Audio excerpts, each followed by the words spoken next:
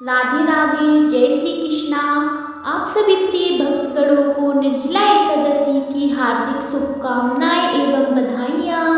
आज ज्येष्ठ शुक्ल पक्ष की निर्जला एकादशी व्रत कथा सुनते हैं, तो सभी भक्तों ध्यानपूर्वक सुनिए। अगर अभी तक आपने चैनल को सब्सक्राइब नहीं किया है तो चैनल को जरूर से सब्सक्राइब करें। राधे राधे।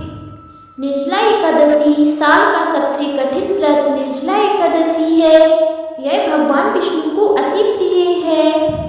इस व्रत को करने से मनुष्य के सभी पाप नष्ट हो जाते हैं। तो सुनिए, राधे राधे। भगवान श्री कृष्ण धर्मराज युधिष्ठिर से बोले कि हे राजन, श्री सूत जी ने इस एकादशी को कथा अनेक ऋषियों मुनियों को कही थी।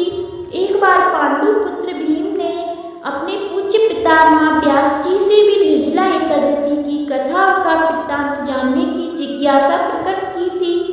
तब सभी शास्त्रों व वेदों के मर्मज्ञ वेद व्यास जी ने कहा, जेठ के शुक्ल पक्ष और कृष्ण पक्ष इन दोनों में ही पक्षों में एकादशियों के व्रत में भोजन नहीं करना चाहिए। द्वादशी को स्नान आदि से पवित्र होकर भगवान केशव की पूजा करके सबसे पहले ब्राह्मण को भोजन कराकर अंत में स्वयं भोजन कर भीमसेनी कहने लगे, हे पितामह, मैं विधिवत भगवान की पूजा आदि तो कर सकता हूँ, दान भी दे सकता हूँ, परंतु बिना भोजन के नहीं रह सकता।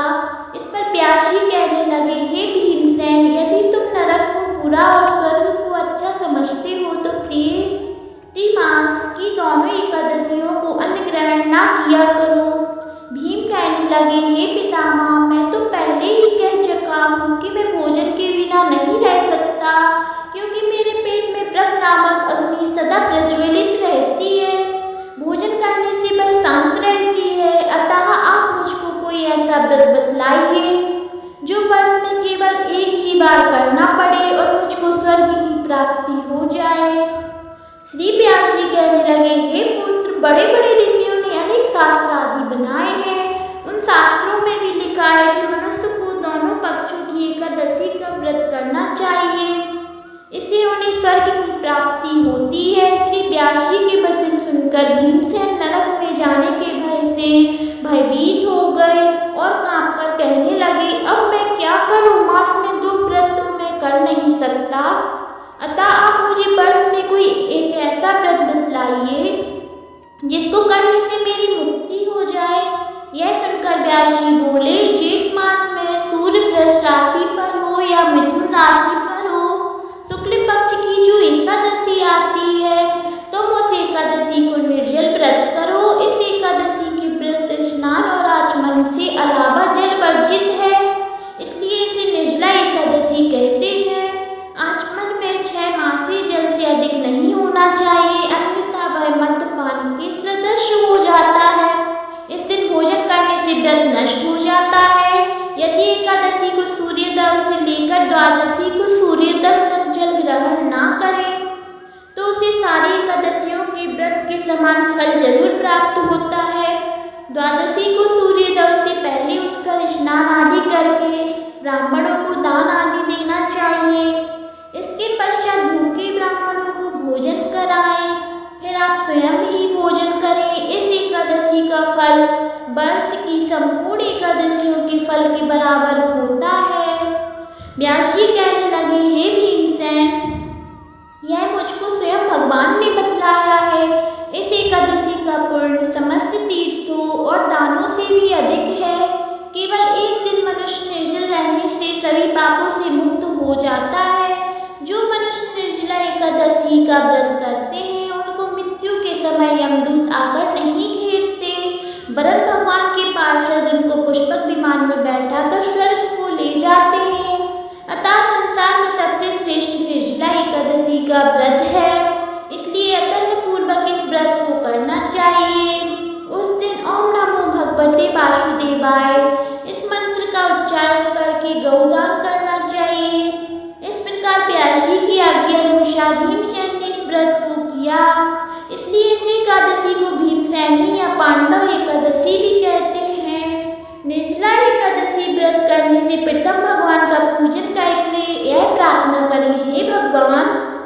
से श्रद्धापूर्वक निर्जल व्रत रखकर दूसरे दिन भोजन करूंगा, अतः आपकी कृपा से मेरे सभी पाप नष्ट हो जाए। इस दिन जल से भरा हुआ एक घड़ा वस्त्र ढककर स्वर्ण खचित दान करना चाहिए। जो मनुष्य इस व्रत को दोपहर में स्नान तप आदि करके करते हैं, उनको करोड़ पल सोने के दान का फल मिलता है। और जो इस दिन यज्ञ करते हैं, उनका फल तो वर्णन ही नहीं किया जाता है। निर्जला एकादशी के व्रत से विष्णु लोक को प्राप्त होता है। जो मनुष्य इस दिन अन्न खाते हैं, वे चंडाल के समान होते हैं।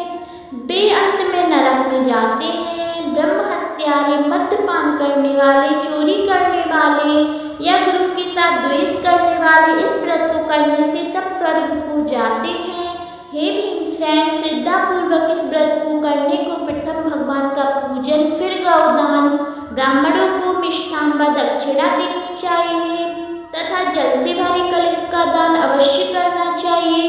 निर्जला एकादशी के दिन वस्त्र, पात्र, उपनाय, जूती आदि का भी दान करना चाहिए।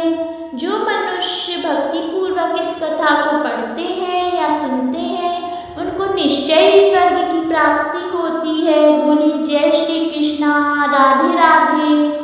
आप सभी भक्तों को निर्जला एकादशी की हार्दिक बधाइयाँ एवं शुभकामनाएं। आप सभी को कथा अच्छी लगी हो तो लाइक, कमेंट, शेयर, सब्सक्राइब जरूर करिएगा। कमेंट में जय श्री हरे विष्णु, राधे राधे जरूर लिखिएगा। जय श्री कृष्णा।